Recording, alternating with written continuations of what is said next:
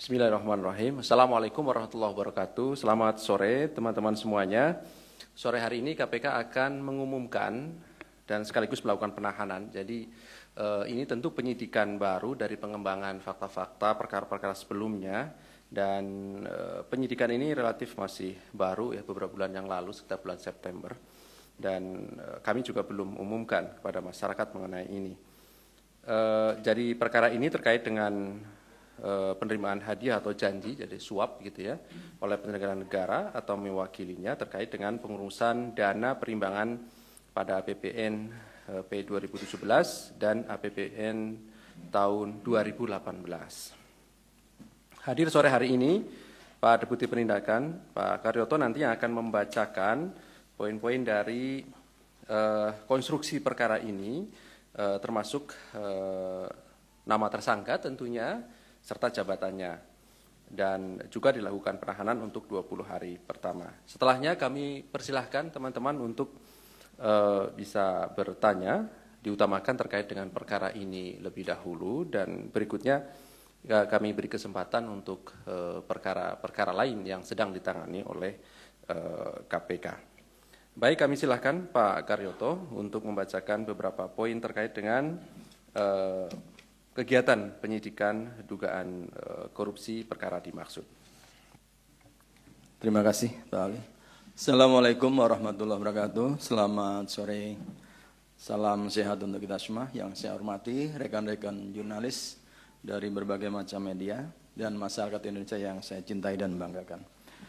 Perkenankanlah pada sore hari ini kami sebagai pertanggungjawaban publik menyampaikan kinerja Kedeputian Penindakan tentang penahanan tersangka dugaan tindak pidana korupsi, penerimaan hadiah atau janji oleh penyelenggara negara, atau yang mewakili terkait pengurusan dana perimbangan pada APBN P 2017 dan APBN 2018.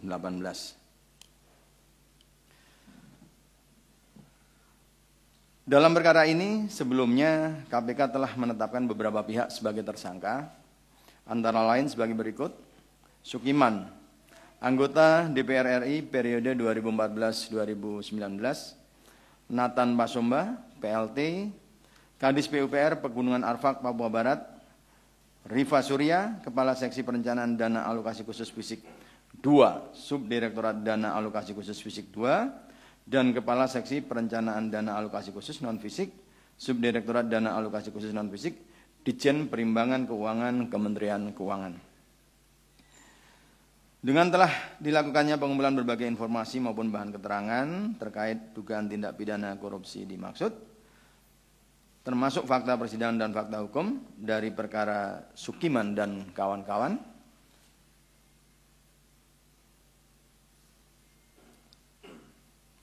selanjutnya KPK melakukan penyelidikan dan menemukan bukti permulaan yang cukup sehingga KPK meningkatkan status perkara ini ke penyidikan dengan pengumuman tersangka sebagai berikut: SL, tenaga ahli DPR fraksi PAN dan saat ini menjabat Ketua Harian DPD PAN Subang.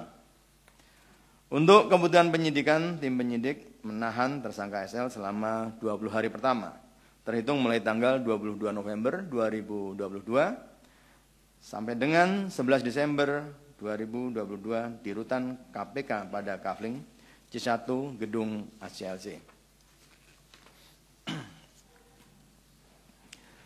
Konstruksi perkara diduga telah terjadi pada sekitar April 2017. Nathan Pasomba yang saat itu menjabat PLT Kadis PUPR Pegunungan Arfak, Papua Barat datang menemui Rifa Surya yang menjabat Kepala Seksi Perencanaan Dana Alokasi Khusus Fisik 2, Subdirektorat Dana Alokasi Khusus Fisik 2, dan Kepala Seksi Perencanaan Dana Alokasi Khusus Non-Fisik, Subdirektorat Dana Alokasi Khusus Non-Fisik, Ditjen Perimbangan Keuangan Kementerian Keuangan, dan meminta agar dibantu dan difasilitasi mendapatkan alokasi dana DAK APBN P 2017 untuk Kabupaten Pegunungan Arfak.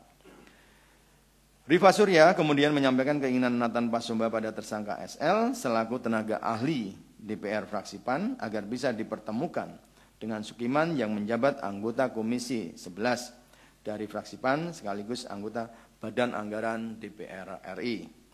Selanjutnya dilakukan pertemuan di Jakarta yang dihadiri Rifa Surya, tersangka SL dengan Nathan Pasumba, dan disepakati untuk dilakukan pengurusan dengan adanya pemberian sejumlah uang dengan persentase fee 9% dari nilai dana DAK APBNP 2017 yang nantinya akan cair.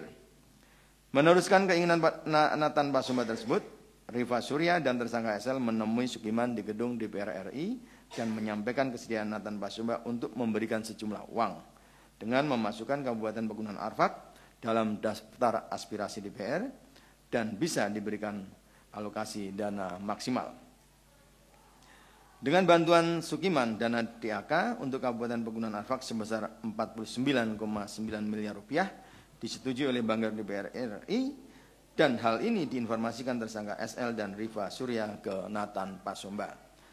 Karena pengurusan pertama berhasil, Nathan Pasumba kembali meminta Rifa Surya dan tersangka SL serta Sukiman agar dibantu dan difasilitasi kembali mendapatkan alokasi dana DAK APBN 2018 untuk Kabupaten Pegunungan Arfak.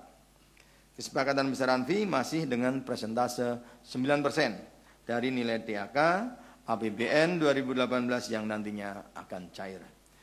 Masih dengan cara yang sama, kemudian Rifa Surya dan tersangka SL menyampaikan pada Sukiman untuk bisa mengusulkan Kabupaten Pegunungan Arfak mendapatkan alokasi dana DAK APBN 2018 dan akhirnya mendapatkan persetujuan Banggar DPR RI sebesar 79 miliar rupiah. Bocoran informasi persetujuan anggaran tersebut disampaikan Rifa Surya dan tersangka SL pada Nathan Pasumba sebelum adanya pengumuman resmi dari Kementerian Keuangan. Terkait teknis penyerahan uang dari Nathan Pasumba ke Rifa Surya dan tersangka SL dilakukan melalui transfer rekening bank menggunakan rekening PT DIT yang kemudian diteruskan penyerahannya ke Sukiman dengan cara tunai dengan total sejumlah sekitar 2,6 miliar rupiah dan US dollar 22.000. Selain itu, Rifa Surya dan tersangka SL juga menerima uang terpisah dari yang diterima Sukiman dengan jumlah sekitar 800 juta rupiah. Atas perbuatan tersebut, tersangka SL disangkakan melanggar pasal 12 huruf A atau pasal 12 huruf B atau pasal 11 Undang-Undang Republik Indonesia Nomor 31 Tahun 99 tentang pemberantasan tindak pidana korupsi sebagaimana telah diubah dengan Undang-Undang Republik Indonesia Nomor 20 Tahun 2001 tentang perubahan atas Undang-Undang Nomor 31 Tahun 99 tentang pemberantasan tindak pidana korupsi, junto pasal 55 ayat 1 ke 1 Kitab Undang-Undang Hukum Pidana. Demikian yang saya sampaikan. Terima kasih. Terima kasih Pak Karyoto yang telah membacakan poin perkembangan dari perkara dimaksud, yang pada prinsipnya bahwa KPK mengumumkan satu orang sebagai tersangka, yaitu SL, tenaga ahli DPR fraksi PAN, dan saat ini menjabat Ketua Harian DPD Partai PAN Kabupaten Subang. Dan juga melakukan penahanan sampai nanti tanggal 11 Desember 2022. Penyidikan perkara ini dimulai oleh KPK pada tanggal 14 September 2022, jadi 2 bulan yang lalu, dan harapannya dengan dilakukan penahanan maka perkara ini terus berjalan dan segera dilimpahkan pada proses persidangan tentunya. Silakan 3 orang penanya, 1, 2, 3. Oke, silakan dari Mas Mario dulu dari depan. Oke. Ya, terima kasih. Saya mau nanya ini kan rangkaian yang cukup panjang, kayaknya ini maraton nih dari zaman Amin Santono, Yahya Purnomo, kemudian berkembang di lingkaran yang kecil Rifa Surya. Tapi pertanyaan saya kok tidak ada pengembangan gitu loh dari Yahya Purnomo-nya ke atas gitu loh. Atau ke minimal pengembangannya selain Sukiman, Amin Santono ini kan ada garis partai yang bermain. Amin Santono juga partai, terus Sukiman juga partai PAN. Ini kan garis partai. Apakah KPK juga sudah melihat jejak-jejak tersangka ini mengalirkan dananya ke partainya misalkan? Satu. Terus kedua, apakah memang hanya Sukiman dan Amin Santono yang bermain di Komisi Anggaran DPR? Setahu saya beberapa waktu lalu KPK juga telah memintai keterangan sejumlah anggota DPR dari Komisi 11 kalau nggak salah, Komisi Anggaran. Apakah memang tidak ada tindak lanjut pengembangan untuk mendalami pembahasan? Karena ini APBN, artinya pembahasannya itu memang betul di tingkat pusat, di tingkat nasional, yaitu di DPR gitu loh. Nah, kedua, ini kembali pengembangan dari pergunungan Arfak, yang mana adalah ini bagian dari Provinsi Papua. Tetapi kenapa, apakah KPK tidak melihat adanya perintah aliran dana kepada kepala daerah Bupati Arfaknya? Kok hanya Nathan Pasomba sebagai Kadis PUPR? Apakah memang dia memiliki kewenangan, kebijakan, atau minimal kepala daerah mengetahui nggak sih jika memang ada 2 kali pengusulan DAK ini? Lalu saya mau nanya terkait pengembangan DAK lain, kok ini agak apa sih kendalanya kok cukup lambat ya DAK ini ya? Ini kan setahu saya masih ada Balikpapan, masih ada beberapa daerah lain lah selain pengembangan, justru balik lagi ke arah pegunungan Arfak. Ini kan daerah timur masih ada beberapa lagi, kok agak lamban. Kenapa? Kendalanya apa? Untuk pertanyaan lain, saya mau menanyakan terkait kasus proyek pembangunan gedung DPR Morowali, yang sebelumnya KPK telah menetapkan dengan mengeluarkan sprindik yang ditandatangani Ketua KPK pada tanggal 13 September 2022 dengan 10 orang penyidik yang menyatakan menetapkan tersangka saudara Roni Tanusaputra dalam pengadaan proyek, yang mana Roni Tanusaputra ini 2 kali mengajukan pra peradilan yang sebelumnya sempat bebas di tangan Hakim Tunggal pra peradilan Hendra Saputra. Apakah KPK telah melihat adanya perhubungan dugaan suap? Karena ini semuanya ini dari 5-5-nya menang gitu loh. Ini kan ada semacam pra peradilan berjamaah memenangkan 5 tersangka. Ini KPK melihat nggak sih hakim-hakim ini pada main gitu loh? Pertanyaan saya. Dan terkait Roni Tanusaputra ini sendiri, ini yang ngebebasin hakimnya Saputra juga nih. Ini jangan-jangan satu Saputra nih, satu PO kayaknya nih, perusahaan bus atau apa ini. Nah, lalu dari jumlah anggaran pembangunan itu 9 miliar. Dan sekarang tempat atau lokasi gedung DPR Morowali Utara itu menjadi situs sejarah sama seperti Hambalang. Dan dugaan korupsinya, artinya kerugian negaranya ditaksir sekitar 8 miliar,002. Apakah KPK sudah memutuskan untuk menghentikan proyek tersebut seperti Hambalang atau bagaimana ke depannya? Nah, lalu bagaimana dengan tersangka-tersangka lain yang saya firm itu ya baru Roni Tanusaputra ini? Gimana? Itu aja. Satu lagi deh, Mas Ali. Soal saya mengkonfirmasi ke Pak Karyoto karena berkali-kali saya nanya ke Mas Ali nggak pernah dijawab, ke Mas Karyoto aja Pak Deputi tolong konfirmasi bahwa dalam pengembangan kasus pengadaan tanah Pulau Gebang pada hari Jumat kemarin ada seorang saksi, yaitu asisten manajer PT Sarana Perumda Saranajaya mengembalikan sebuah mobil usai diperiksa selama sekitar 6 jam. Mobil berwarna abu-abu dengan plat B2380 BZD. Itu apa? Memang terkait, apakah memang ada perhubungannya pemberian itu dengan hasil dugaan korupsi pengadaan tanah di Pulau Gebang? Terima kasih. Di belakangnya, silakan. Ya, untuk kasus ini saya mau nanya, ini kan tersangkanya ini SL. SL ini kan Ketua Harian DPD Pansubang. Nah mungkin nggak sih atau memang KPK sudah mendalami uang yang diterima SL ini dipakai atau digunakan untuk kepentingan pileg maupun pilkada di Subang, karena dia adalah orang yang harus menyukseskan pileg dan pilkada di sana. Apakah ada aliran dana ke situ?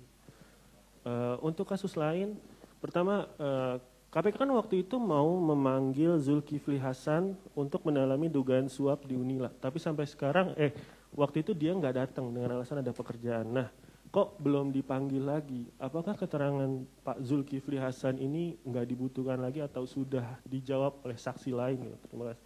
Yang kedua, mau nanya soal pengacaranya Lukas NMB, Aloysius Renwarin. Hari ini dia bikin rilis, dia bilang nolak diperiksa di Jakarta, maunya di Papua. Bahkan dia bilang kalau dia udah kontakkan sama Dirdik KPK buat diperiksa di Papua. Nah, ini benar nggak sih si Aloysius Renwarin ini sering kontakan sama Pak Dirdik atau itu cuma klaim sepihak saja? Karena setiap rilisnya itu udah kayak bestie banget itu berdua. Terus terakhir, ketiga pencarian Harun Masiku. Ini perkembangannya ada apa enggak? Apakah KPK sudah menemukan lokasinya Harun atau gimana? Karena kan sedikit lagi udah pilpres ya, pemilu. Nah dia dari pemilu sampai mau pemilu lagi itu belum ditemukan. Apakah ada tenggat waktu atau target KPK menemukan dia kapan? Sampai bulan apa, tahun berapa gitu? Itu ya saja.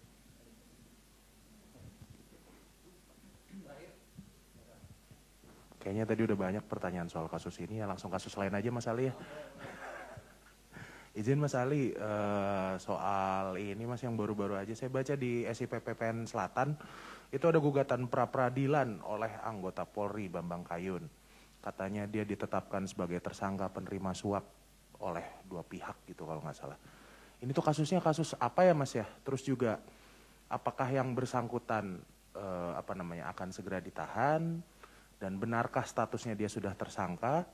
Mau nunggu proses pra-peradilan atau nunggu proses etik dulu atau gimana Mas? Itu atau Pak Karyoto.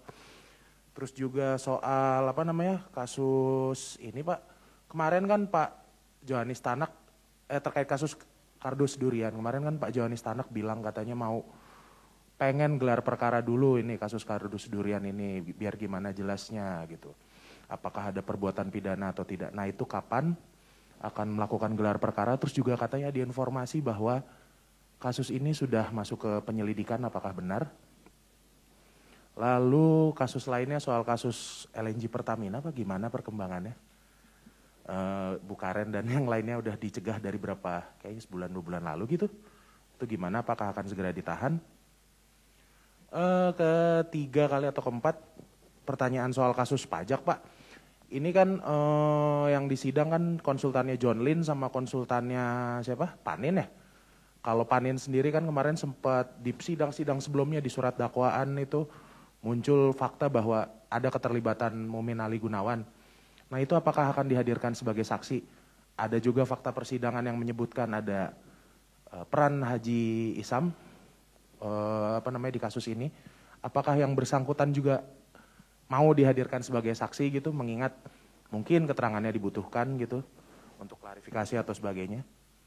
Itu terakhir kasus Bupati PPU Pengembangan Pak. Ini kan kalau nggak salah di fakta sidangnya itu ada dia menerima sejumlah uang, bentuknya mungkin gratifikasi ya kalau nggak salah ya. Itu dari beberapa perusahaan terkait perizinan tentunya.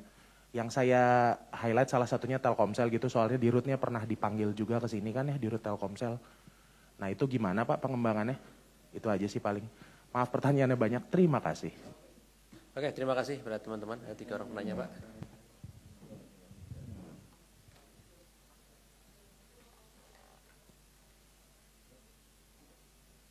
Baik, terima kasih. Pelan-pelan saya coba menjawab dari Pak Mari yang pertama.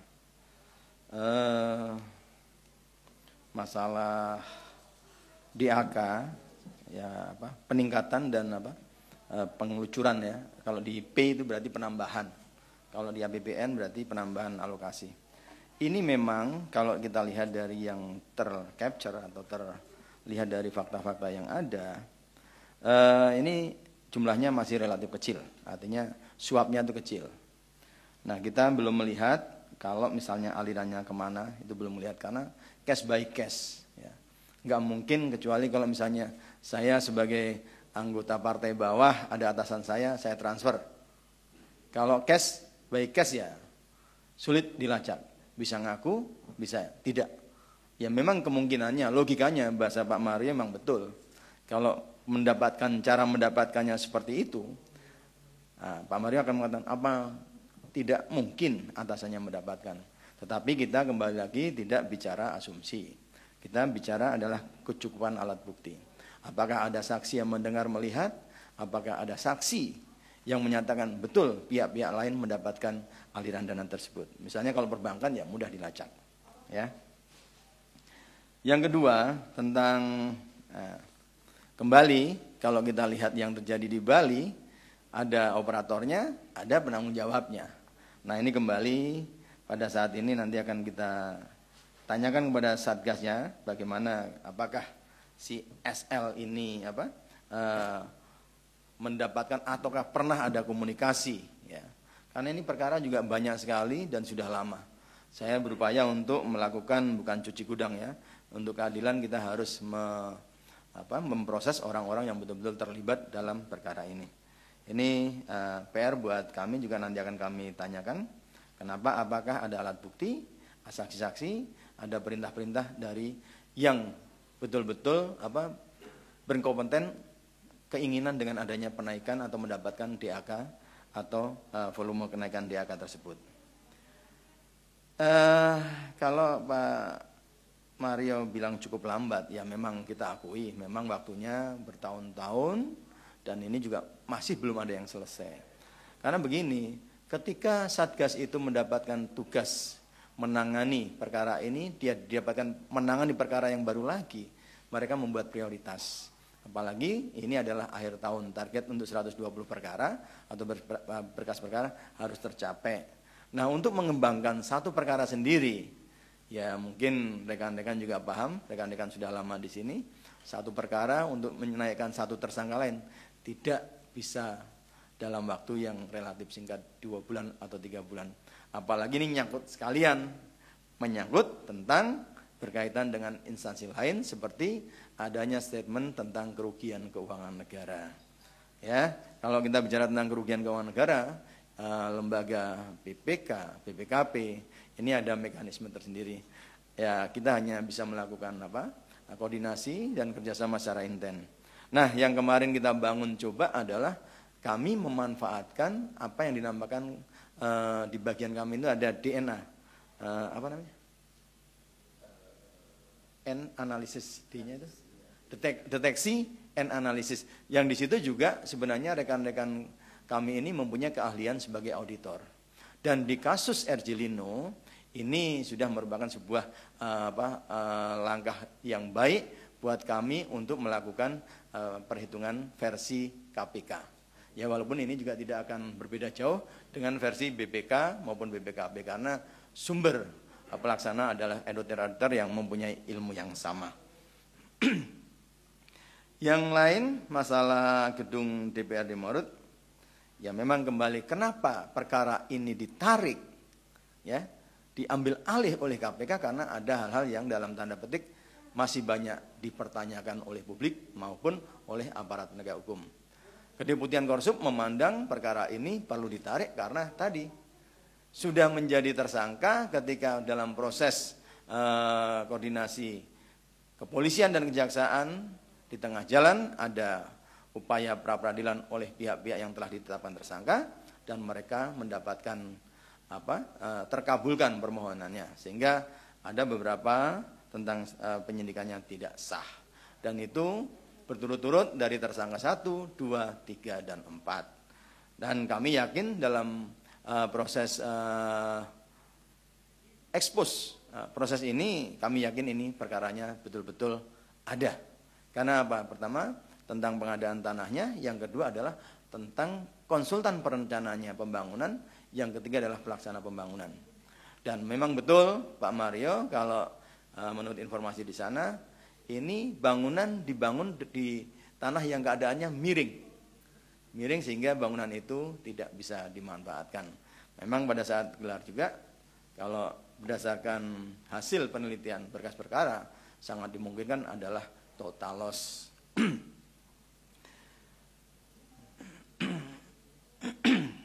Nah kemudian kalau satu hakim menangani beberapa pemohon pra-peradilan di pengadilan negeri Morut, ya kembali kalau suap ini kan tempus waktunya seperti satu slide show. Ketika sudah muncul ketika tercapture oleh penegak hukum dan tertangkap, jadilah kasus OTT. Kalau tidak, ya tidak akan mungkin antara pemberi dan penerima bercerita. Ya, kita tahu tidak ada upaya-upaya di penegakan hukum kita adalah dengan cara-cara kekerasan. Ya. Tidak boleh. Pengakuan adalah berdasarkan keahlian dan kelihan para aparat penegak hukum untuk mencari alat-alat bukti, baik melalui saksi, surat, jejak digital dan lain-lain. Untuk Pulau Gebang, ini yang masih Pak Mario ya. Pak Mario biasanya kalau nggak terjawab protes ini. Ya. Pulau Gebang ini memang ini masih dalam proses lidik ya.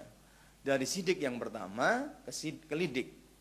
Ya memang bersyukur misalnya kalau ketika kita memanggil seorang yang diklarifikasi, kemudian mengembalikan, ini berarti membukakan bahwa betul ada sesuatu upaya-upaya suap atau pembagian dari hasil yang dianggap tidak sah.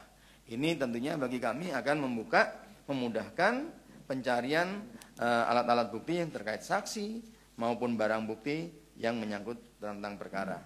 Ya mudah-mudahan saya tidak katakan panjang lebar, mudah-mudahan dalam beberapa waktu yang akan datang akan segera naik karena memang sudah cukup lama dari Saranajaya yang pertama dengan pengembangan beberapa perkara menyangkut belanja-belanja tanah oleh BD Saranajaya. Untuk Mas Chandra, ya dikatakan kalau pengembangan bahwa pelaku adalah sebagai orang yang menjabat di partai di daerahnya, ya kembali pertanggungan jawab ini tidak akan disusun secara rapi. Misalnya ketika dia ini ada, wah ini saya dapat dari hasil ini, saya bagi dari hasil ini. Mendapatkannya pun secara ilegal tidak mungkin akan dibukukan secara legal, pasti akan mudah terdetek.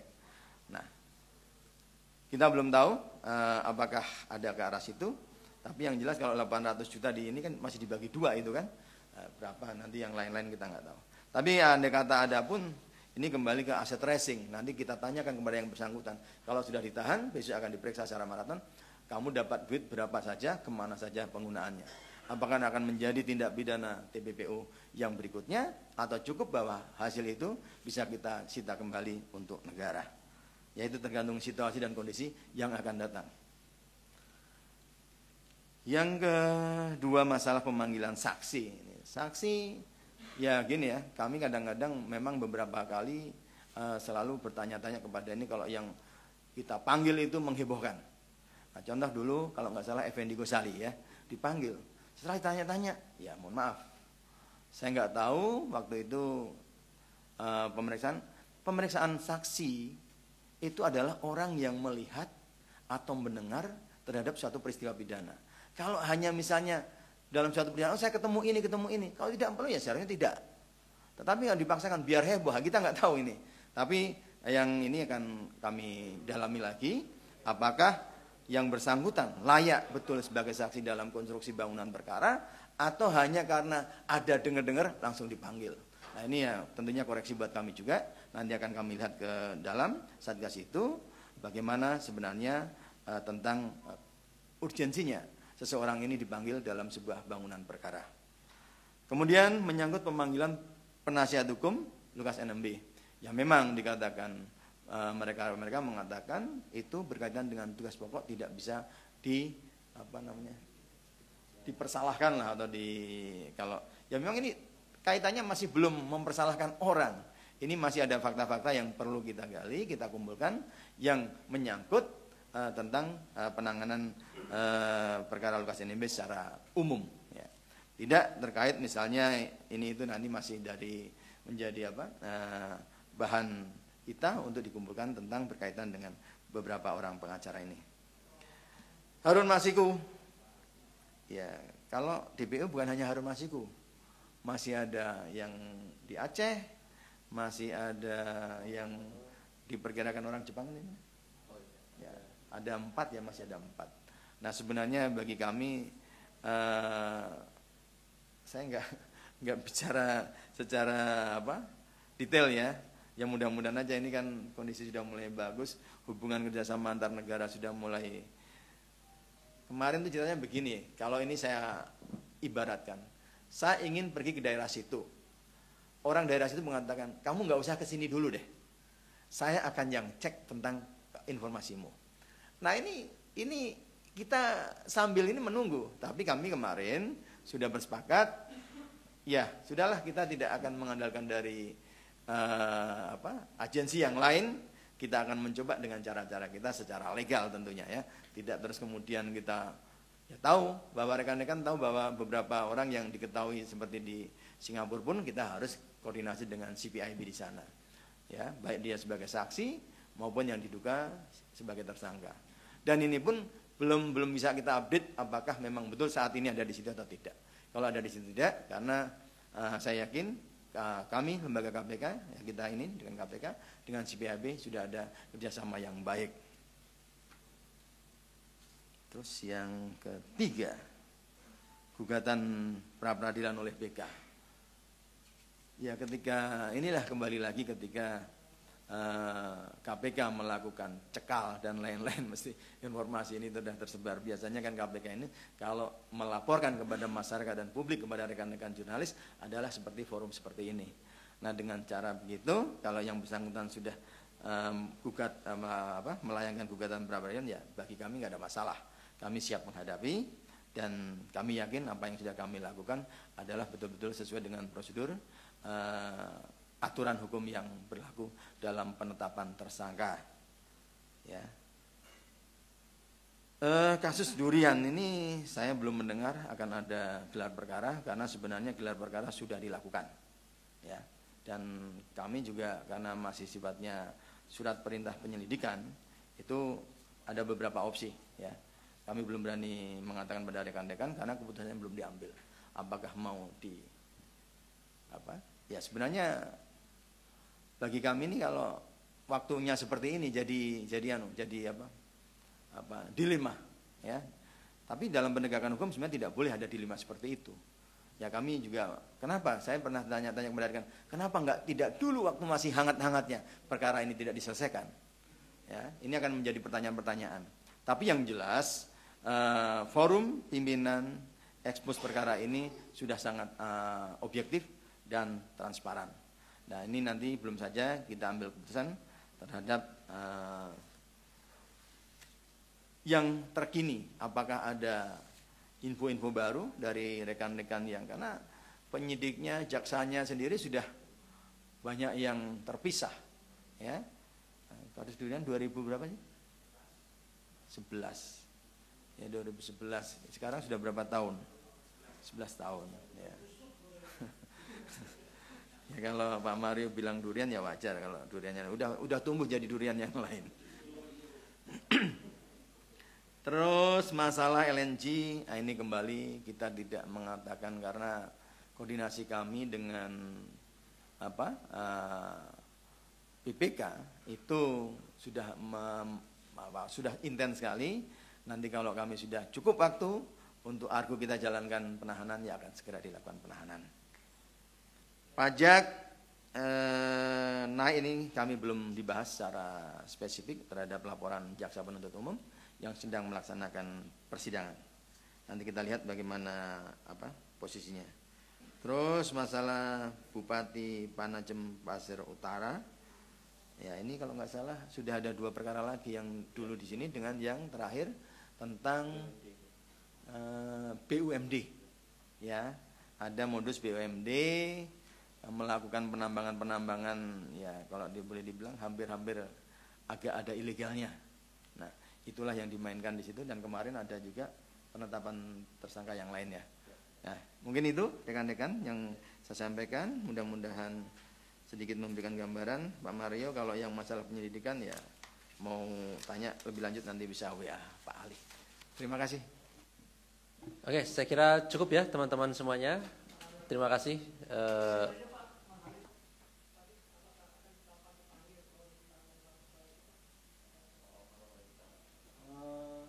Masalah pemanggilan ya karena begini. Kemarin kita berkeyakinan bahwa semua surat perintah penyidikan yang sudah dikeluarkan oleh Polda Sulawesi Tengah itu kan sudah dianggap tidak sah, sehingga kami mengulangi proses dari penyidikan dan pada waktunya kalau sudah siap ya akan segera. Tapi nanti secara detail Pak Ali bisa menanyakan kepada Satgasnya langsung kira-kira kapan. Tapi yang jelas itu akan kami tangani kembali. Terima kasih kepada rekan-rekan semua. Oke, saya kira cukup ya teman-teman semuanya. Terima kasih Pak Karyoto kehadiran pada sore hari ini dan teman-teman semuanya. Kami akhiri. Assalamualaikum warahmatullahi wabarakatuh.